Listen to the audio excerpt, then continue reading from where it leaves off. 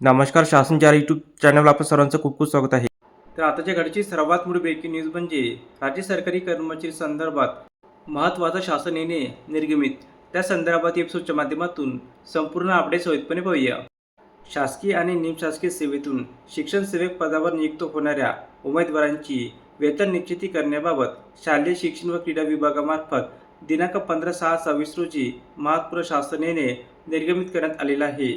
सदर शासन निर्णयानुसार नमूद करण्यात आले आहे की नियमित शासकीय सेवेतील अथवा यांचे वेतन अनुदान शासनामार्फत अथवा स्थानिक स्वराज्य संस्थेमार्फत अदा केले जाते अशा नियमित निमशासकीय सेवेतील व्यक्ती ज्यावेळी राज्यातील सरकारी आणि स्थानिक स्वराज्य संस्थेच्या शाळा तसेच या विभागाच्या अधिपत्याखालील 100% अनुदानित खाजगी शाळा ज्यामध्ये प्राथमिक, उच्च माध्यमिक शाळेमधील कोणत्याही स्तरावरील व कोणत्याही माध्यमिक शिक्षण सेवक पदावर विहित पद्धतीने नियुक्त होतो त्यावेळी त्यास वेतन संरक्षण देण्यासाठी त्यांची वेतन निश्चिती कशा प्रकारे करण्यात यावी याबाबत दिनांक 18/2/26 रोजीच्या निर्णयानुसार मान्यता प्रदान करण्यात आलेली आहे.